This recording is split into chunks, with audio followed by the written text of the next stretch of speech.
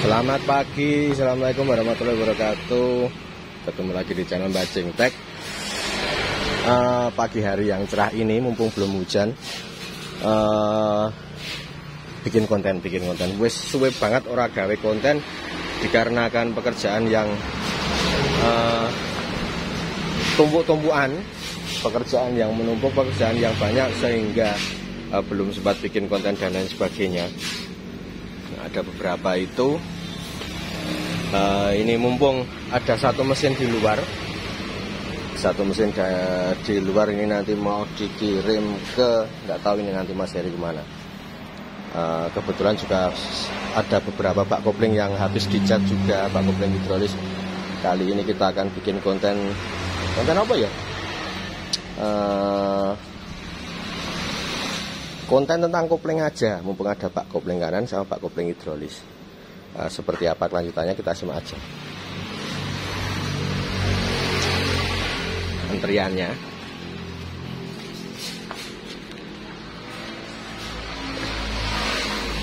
Mumpung belum kerja, gawe konten sik.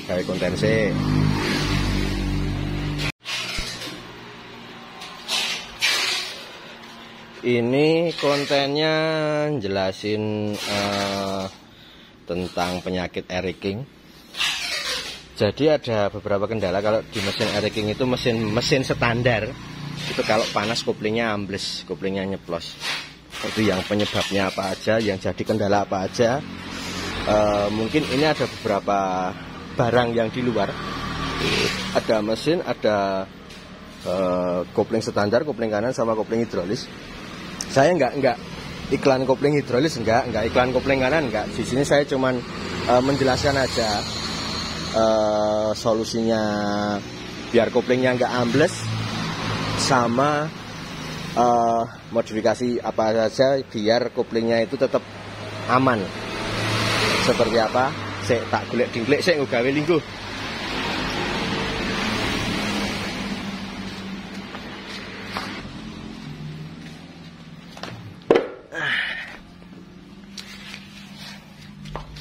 Iki kontennya suwe banget ra gawe konten. Ya udah ada hampir 3 mingguan kayaknya nggak bikin uploadan video. Ini kebetulan juga sebelum kerja juga. Ini kita akan bahas tentang kopling Eriking, kenapa kok bisa ambles, penyebabnya apa saja, terus kenapa kok bisa ambles.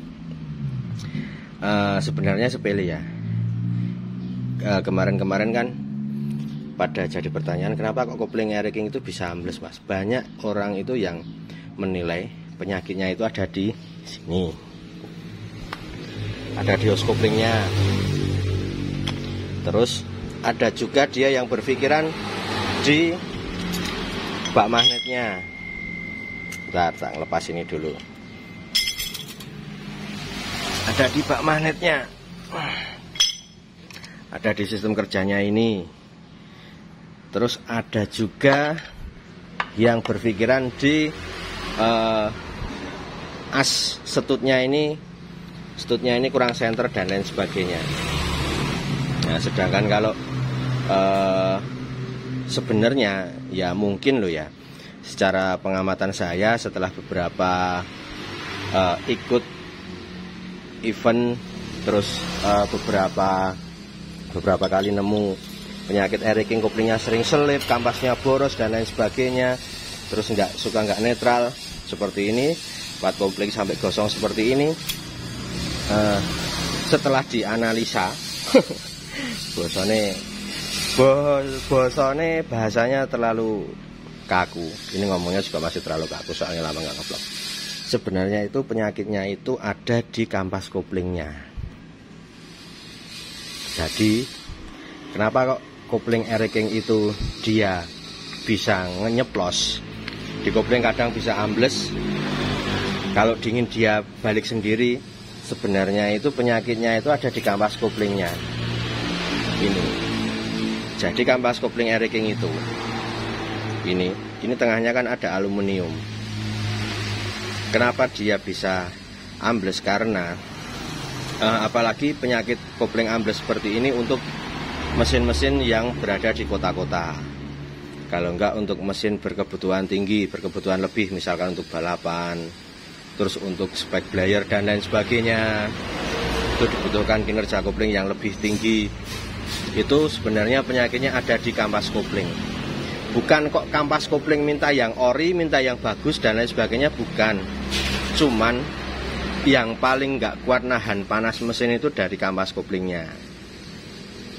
Kenapa? Karena posisi hose kopling Eric King ini posisinya itu dia jauh lebih ngambang seperti ini. Ngambangnya itu lumayan tinggi. Ngambangnya ini lumayan tinggi daripada kalter terendahnya ini. Jadi hose koplingnya ini kurang terlumasi. Misalkan terlumasi dia cuma di bagian rendah sini, enggak separuh segini, enggak, tetapi cuma di bagian bawahnya sini. Itu terus mesinnya jadi panas, hose koplingnya jadi panas. Sedangkan kalau ini tadi panas kan secara tidak langsung kan, kalau metalurgi bahan kan dia pasti ada pengembangan, ngembang istilahnya wes, dari hose kopling, dari macam-macamnya. Nah, sementara bagian tervital yang paling banyak kena gesek itu kan kampas kopling. Paham belum? Nah, jadi kenapa kok kampas kopling itu bisa penyebab motornya ngelos, koplingnya ambles dan lain sebagainya. Kita nggak ngomongin selip loh ya. Kalau selip itu nanti masalah di kualitas kampas, sama di per koplingnya, sama ditutupnya ini udah halus apa belum. Kalau ngomongin selip di situ, sama yang sebelah dalam sini. Ini kita ngomongin kenapa kok ambles. Pertama, ininya ngembang. Aluminiumnya ini, aluminium tengah kampas ini ngembang. Sudah paham? Jadi kalau kampas kopling itu ngembang, golek tumuk. Kalau kampas kopling itu ngembang, jadi di sini ada 1, 2, 3, 4, 5, 6 untuk Eric King, sedangkan RX cuma 5, Yamaha Fish Air cuma 5 dan lain sebagainya. Ini mungkin berlaku semua untuk motor 2 tak. Ya bukan cuma motor 2 tak, dia mungkin semua motor yang berkopling tangan. Kenapa kok koplingnya ngelos? Karena kampasnya ini ngembang, saking panasnya. Terus aluminiumnya ini memuai. Misalkan kampas kopling ini, kinerja kampas kopling, dia kan membukanya nggak banyak. Dia dorongnya ke sini, dorong tutupnya ke luar sini kan dia paling sekitar cuman 3 mili sampai 4 mili kan. Cuman segitu. Ya kadang nggak sampai juga sih. Kadang ada yang selip koplingnya cuman dikit. Maksudnya main koplingnya. Nah, misalkan ini aluminium ini tebalnya itu 4 mili. Ya kan, tebalnya itu 4 mili. Kalau aluminium ini tengah ini ngembang, itu 1 mili aja, ya setengah mili aja lah aluminiumnya itu mengembang. Setengah mili berarti dikali 6, 1, 2, 3, 4, 5, 6 berapa? 3 mili kan? Setengah mili kali 6 berarti kan 3 mili. Nah otomatis dia lebih keluar ke sini. Tutupnya ini lebih keluar, mungkin bisa sejajar sama ini juga. Kenapa dia lebih keluar? Karena ini ngembang, kampasnya ini ngembang. Sudah paham belum? Jadi penyakitnya Eric King kalau ya bukan cuma di Eric King sebenarnya. Penyakitnya kalau koplingnya nyeplos ya ini. Kenapa kok nyeplos? Karena kalau ini ngembang, otomatis kan ini tutupnya semakin keluar. Kalau tutup semakin keluar, kalau dia koplingnya pakai kopling asli lewat kiri sebelah sini, nah kopling asli seperti ini, kalau kopling asli otomatis kan dia mainnya dalam juga. Ini semakin mendorong ke sini, mendorong ke dalam, supaya mengikuti tutupnya ini yang keluar. Kalau ini terdorong ke keluar, kan secara tidak langsung koplingnya, kita nekan koplingnya kan jadi dalam. Iya enggak? Begitu juga kalau itu di kopling tangan, apa kopling kanan. Seperti ini, contoh seperti ini. Ini di kopling kanan. Jadi kalau tutupnya ini ikut mengembang, otomatis kan setutnya ini kan juga semakin keluar ke sini. Koplingnya, setutnya ini kalau semakin keluar, ini kan juga semakin terdorong ke sana. Setutnya yang di atas terdorong ke sini, terus atas juga mainnya juga cuma sedikit. Tetapi kalau dia dingin, dia kembali lagi. Soalnya aluminiumnya ini mengecil lagi karena nggak panas. Nah, seperti itu penyakitnya Eric King. Jadi bukan kok Ada memang koplingnya ini penyebab koplingnya ambles, ada yang memang ininya sudah jelek, ada. Jadi ini udah longgar, goyang-goyang banget, itu ada. Soalnya kan stud tengahnya ini, baut tengahnya ini ketemu sama stud lidi yang di sini, jadi dia nggak center ketemunya, itu ada. Terus sebenarnya yang paling signifikan ini, yang paling berpengaruh, yaitu di kampas kopling ini tadi. Jadi kalau koplingnya ngembang, kampasnya ngembang, koplingnya ambles. Hal seperti ini bisa diminimalisir dengan cara, ya ada beberapa cara. Pertama mungkin dengan melubangi hose kopling seperti ini. Cukup dengan bor, ini hose koplingnya dilubangin. Sementara yang standar seperti ini, yang belum dilubangin, ini posisi standar. Kalau enggak dari segi tutupnya ini bisa juga ditambah lubang sebelah sini untuk sirkulasi oli masuk ke dalam. Kalau oli masuk ke dalam, ini otomatis kan kampasnya tidak sepanas yang dia kurang oli lah istilahnya. Nek kampasnya olinya masih cukup kampasnya, dia kan titik muainya kan, titik didihnya kampasnya ini dia kan semakin rendah. Jadi ini gak gampang muai, gak gampang nyeplos seperti itu. Terus kedua, ini sering terjadi di kota-kota besar di mana jalannya panas, macet dan lain sebagainya. Mungkin untuk motor settingan kering, ya kalau dipikir-pikir memang nggak masuk akal. Cuman ini ada sambungannya juga. Pertama, kenapa? Masalah settingan.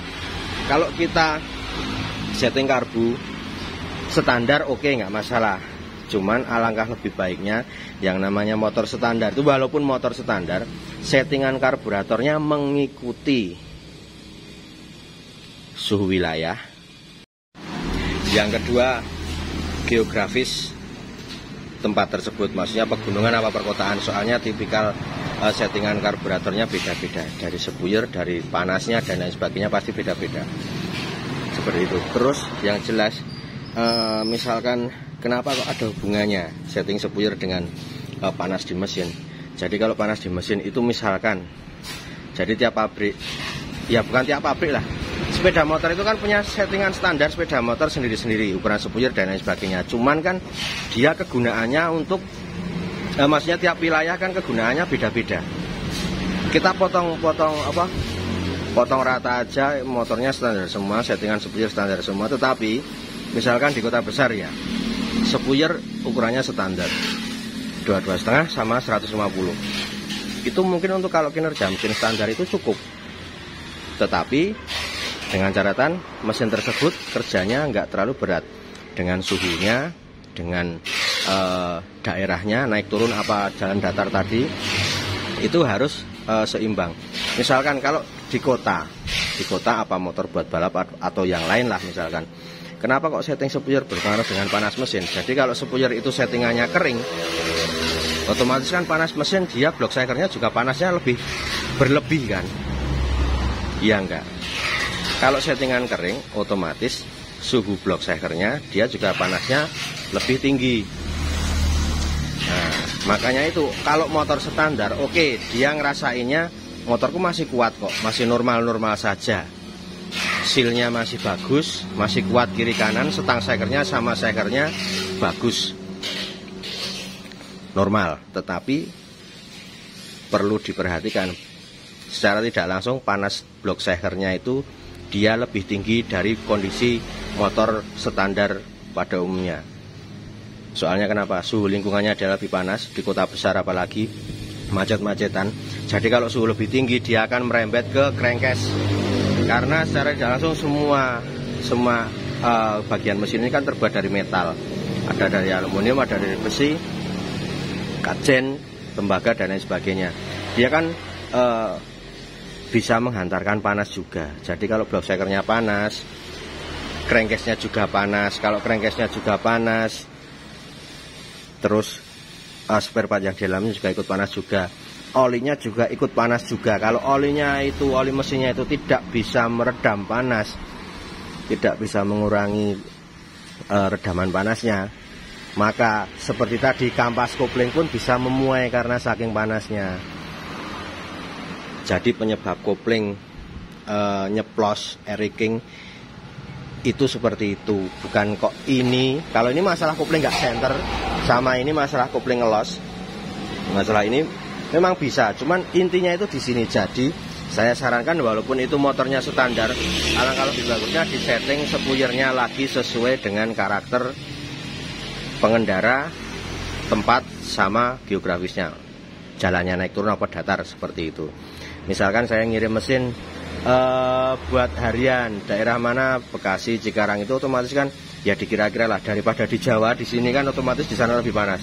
Makanya spuyernya 1 step apa 2 step lebih panas dari sini.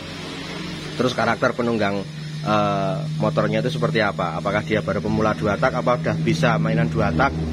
Nah itu beda lagi settingannya, seperti itu. Mungkin untuk kampasnya kenapa kok jadi nyeplos, nah penyebabnya seperti itu.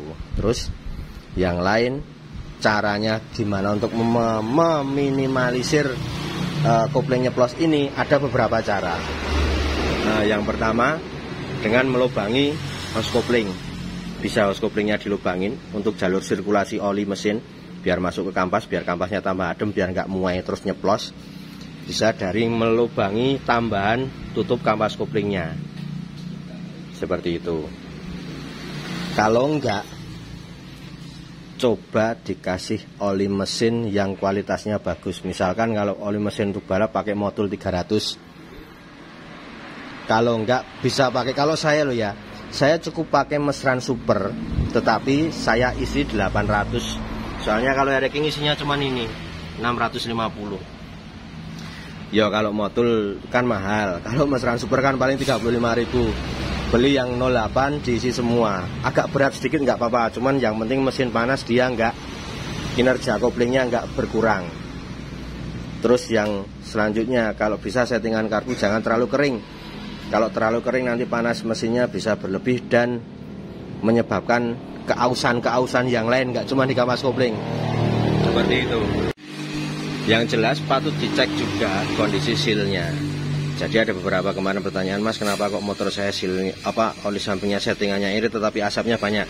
Coba dicek bagian sini, seal kerkasnya sama seal o-ringnya yang dapat asnya, yang dapat asnya ini tapi sebelah dalam sana, itu dicek. Kalau ininya bocor, kalau ininya bocor, itu bisa olinya masuk ke ruang bakar semua.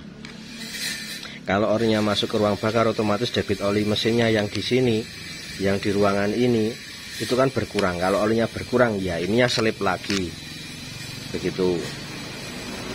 Terus yang jelas, kalau dari pertanyaan kemarin, ada yang tanya, Mas, apakah aman ini mengganti kuningannya ini dengan bearing? Kalau saya, ya mungkin untuk inovasi oke, nggak masalah lah. Tak acungin jempol, memang inovasinya bagus, dia lebih licin. Tetapi kalau saya licinnya kuningan ini itu udah sangat cukup untuk kinerja hose kopling tersebut. Kalau saya lebih menyarankan standar. Kenapa kok standar? Pertama, ini posisi hose kopling, as hose koplingnya ini kan dia lebih di tengah, di sini, berarti dia lebih di atas. Secara tidak langsung dia kurang terlumasi, ya enggak, karena cuman di sini, nah, di sini ke bawah. Ini cuman kena pelumasan dari cipratannya saja. Sedangkan kalau dia pakai kinerjanya pakai sistem laker, pakai sistem bearing, sekarang logika gini, ini hose koplingnya ini antara gigi primer sama gigi sekunder ini kan celahnya cuman sedikit banget. Celahnya paling cuman sekitar, ya nggak ada 1 milinan lah. Nah terus sekarang di logika, kalau laker kalau ini sampai ambrol, lakernya sini sampai ambrol, itu dia kocake itu lebih dari 1 mili enggak, di logika aja. Kalau lakernya itu ambrol, ya sekarang bisa dibayangin aja, ini kan bisa kocak naik turun kiri kanan, ya nyamplok iki mungkin giginya bisa lompat, ngancing, kerkasnya bengkok dan lain sebagainya. As rasionya ini kan dapat as rasio primer. Dapat as rasio primer. As rasionya bisa bengkok, bisa pecah, bisa kena gigi selah dan lain sebagainya. Makanya kok dari kemarin saya nggak pernah, saya bukan menjelek-jelekan yang pakai bearing, bukan. Saya cuma menjelaskan risikonya. Kenapa saya nggak pernah pasang bearing di hose coupling ini? Yang jelas karena itu tadi, resikonya sangat besar. Oke, kalau lebih licin dia memang lebih licin, cuman resikonya kalau lakernya itu ambrol, logika ya, dia posisinya di tengah, otomatis lebih tinggi. Dia sirkulasi olinya yang masuk di situ pelumasannya cuman kena cipratan, nggak ada jalur khusus. Soalnya ini dapatnya di rasio. Kalau di Batak oke, kayak ada jalur khusus buat nyemprotin olinya, cuman ini di Batak nggak ada.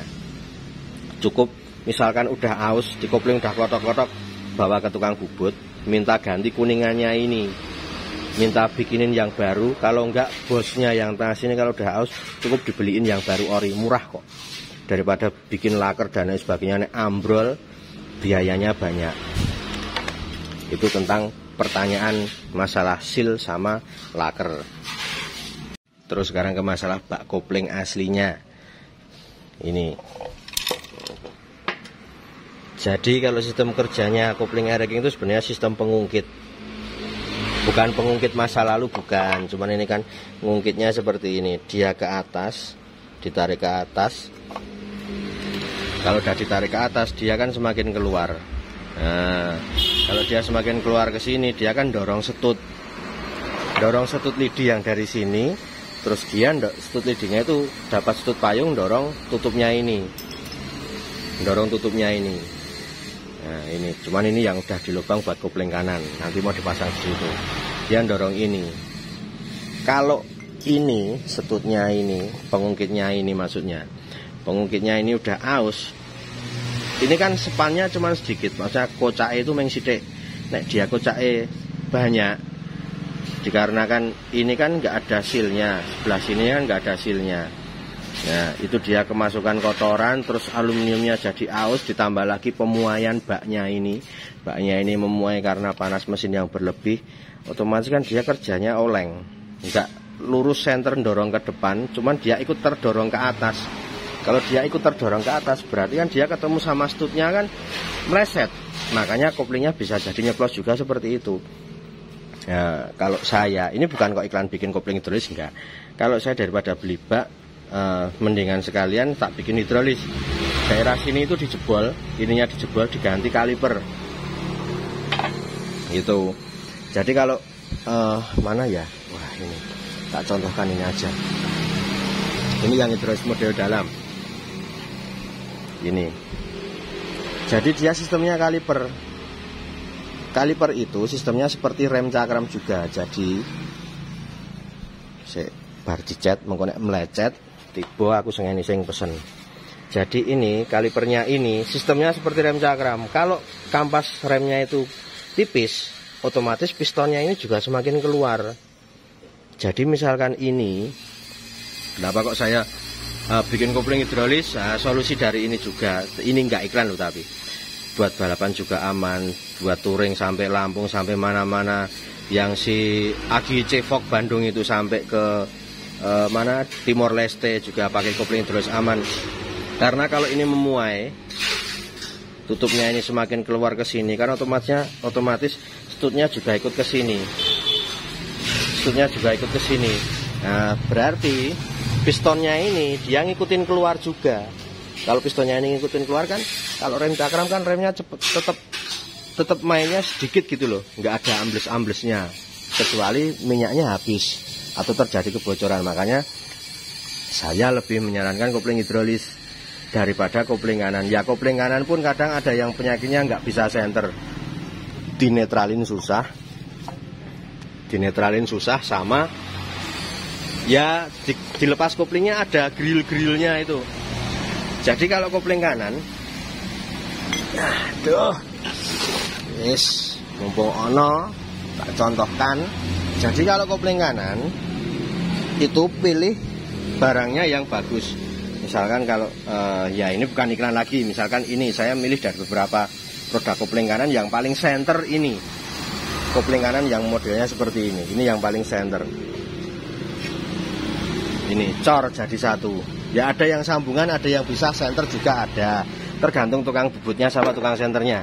Jadi kenapa kok lebih suka pakai kopling sebelah kiri? Karena kalau kopling sebelah kiri itu dia secara tidak langsung kan dia ikutnya as rasio.